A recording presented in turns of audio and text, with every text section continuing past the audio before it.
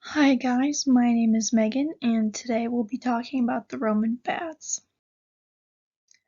To start off with, the Roman baths were the imperial bathing complexes. They were known as the Thermae or Therma. These bathhouses were a crucial part of everyday Roman life and they were located all across the entire empire. You could find them anywhere you went in any province. Um, Starting off, in the early empire, the baths were mainly just in elite households, but over time they became public work buildings and gifts to the public to use, which were then incorporated into their everyday lives. As time went on, the baths progressed into bigger and better buildings. They were more exquisite and more elaborate, having more things packed into them and just growing in size. They were also originally based off of the Greek gymnasiums, and we'll touch on that a little bit later.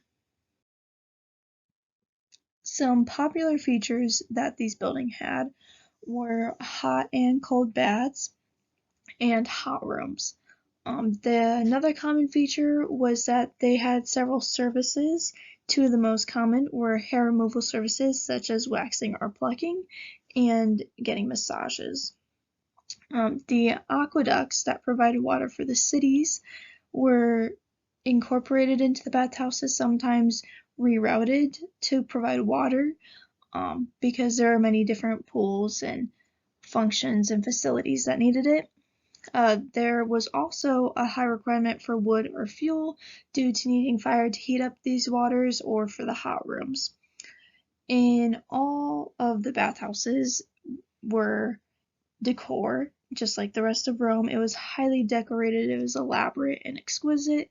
They all had different mosaics and tile workings, and it fit the category of Rome. It fit everything you'd think it would. One of the bathhouses we're going to focus on is the Bath of Caracalla. In 216 AD, it was open to the public. The walls were 40 meters tall, or around 131 feet, which is incredibly massive if you think of today's terms for going into a bathroom. But back in those days, it was just even crazier, and the walls were made out of brick face concrete.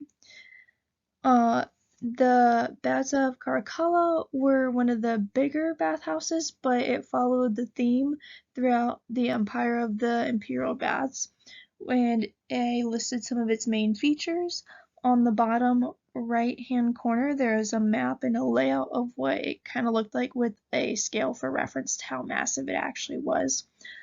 So Caracalla had a center, um, or like an atrium. It had unheated pools, which would be your cold pools. It had an unroofed swimming pool. It had warm pools, which would be kind of like your hot tubs. Then it had hot rooms, which were similar to saunas. There were bathing rooms, changing rooms, palaestrae, exercise areas. There were even shops and service areas where you could get food and other things. Um, there was a temple in this bathhouse, there were gardens, and there was an area to watch sporting events. Kind of going back to the idea of the Greek gymnasium, it was in Greece you could work out but also change and cleanse yourself. So it was kind of just taking that thought and just growing it larger to scale. So you could watch sporting events, or you could work out yourself, or you could simply get clean. Um, Also, even though the elites had their own bathhouses, oftentimes they would still come to the public bathhouses to socialize, to mingle, to swim, or to watch others play sports or play sports themselves. It was a great meeting area, just like the forums. Um, in Caracalla, it had carved marble ornaments. There were paintings, there was stucco, there were many mosaics. Caracalla even had statues. Not all bathhouses did, but this one did. Um, Out of all the different locations that the statues were, it was not in the warm rooms or the colodariums, or in our terms, it would be like a sauna. Um, that was the one room that you would not find these in, but everywhere else they did.